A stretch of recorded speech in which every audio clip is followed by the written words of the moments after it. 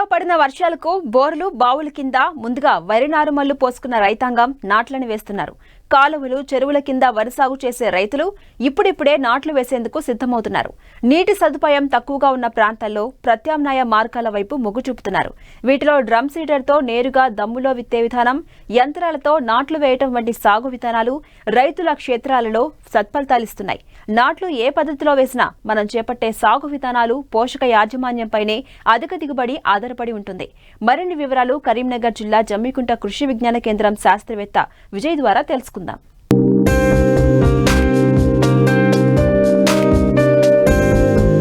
తొలకరి ఆరంభంలోనే నారుమళ్లు పోసుకున్న రైతాంగం నారు వయసు 30 రోజులు దాటకముందే నాట్లు వేయడం మంచిది.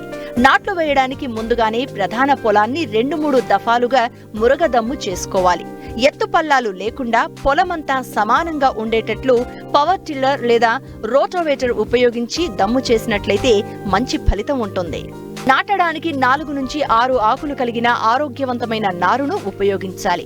నాటే ముందు 70 నుంచి 80 లీటర్ల నీటికి 2 కిలోల అజోస్పెరిల్లం జీవన ఎరువు కలిపిన ద్రావణంలో నారు వేర్లను 10 నిమిషాల పాటు ముంచి నాటుకుంటే నత్రజని సహజ సిద్ధంగా మొక్కలకు అంది మొనలు త్వరగా నిలదొక్కుంటాయి.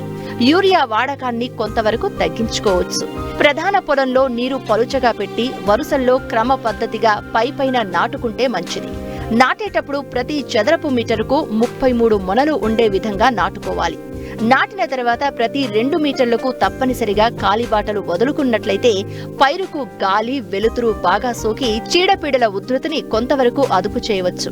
గత జూన్ మాసంలో మనకు ముందుగా వర్షాలు కురిసిన వెంటనే రైతులు నార్లు పోసుకున్నారు. ఇప్పుడు నార్లు పోసిన రైతులందరూ 4-5 రోజులు కురిసిన వర్షాలకు నాట్లు వేసుకుంటున్నారు. ఈ నాట్లు వేసుకునేటప్పుడు కనుక మనం కొన్ని జాగ్రత్తలు కనుక పాటించినట్లయితే అధిక దిగుబడులు సాధించడానికి అవకాశం ఉంటుంది.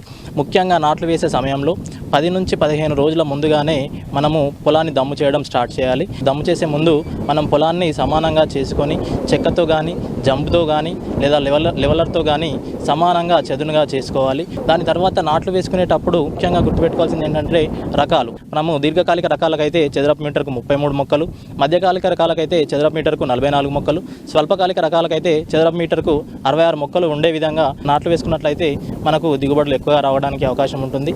దాంతోపాటు మనము నాట్లు వేసుకునేటప్పుడు ఒక మొక్కకు 4 నుండి 5 మొన్నలు ఉండే విధంగా నాట్లు వేసుకోవాలి. దాంతోపాటు ఇప్పుడున్న పరిస్థితులలో కొంతమంది రైతులు ముదిరిన నారు వేసుకుంటున్నారు. ముదిరిన నారు కనుక నాటు వేసుకున్నట్లయితే మనకు కొంచెం దిగుబడులు తగ్గే అవకాశం ఉంటుంది.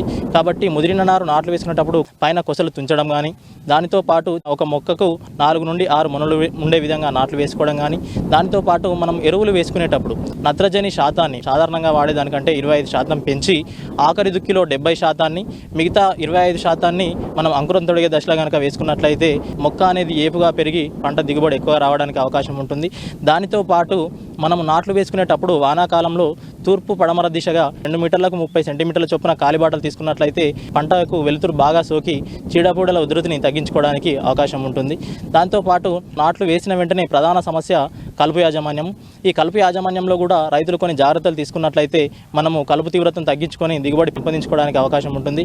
ఈ కలుపు యాజమాన్యంలో భాగంగా నాటు వేసినాక 3 నుండి 5 రోజుల లోపల బిస్పైరిబ్యాక్ సోడియం నామినీ గోల్డ్ అనేది పోస్ట్ ఎమర్జెన్సీ. అది కాకుండా ఇప్పుడు మనము ప్రీ ఎమర్జెన్సీగా కలుపు మందును కనుక తీసుకున్నట్లయితే బెన్సల్ఫరాన్ మిథైల్ ప్లస్ ప్రెటిలాక్లోర్ అనే కలుపు మందు మనకు లొండాక్స్ పవర్ అనే రూపంలో లభ్యమవుతుంది. దీనికి ఎకరానికి 4 కిలోలు లేదా పైరజోసల్ఫరాన్ ఇథైల్ అనేది మనము 80 గ్రాములు కనుక తీసుకొని దీన్ని 20 కిలోల ఇసుకలో కలుపుకొని పొలమంతా చల్లుకున్నట్లయితే మనము కలుపు తీవ్రతను తగ్గించుకోవచ్చు.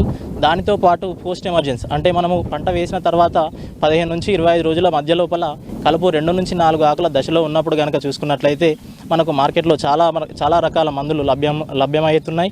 దీంట్లో ముఖ్యంగా అసర్ట్ అని చెప్పేసి పెనాక్జిలము, ఇది ఎకరానికి 400 మిల్లీలీటర్ల చొప్పున, లేదంటే ఇప్పుడు మనకు కొత్తగా వచ్చిన కౌన్సిల్ యాక్టివ్ అనేది 90 గ్రామ్స్ ఎకరానికి.